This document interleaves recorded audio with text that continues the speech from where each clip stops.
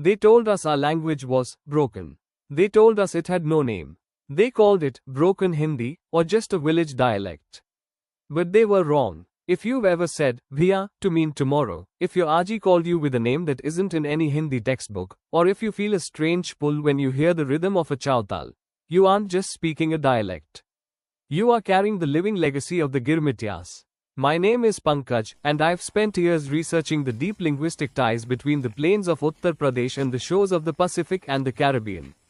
Today, I'm changing the name of this channel to the Awadh Project.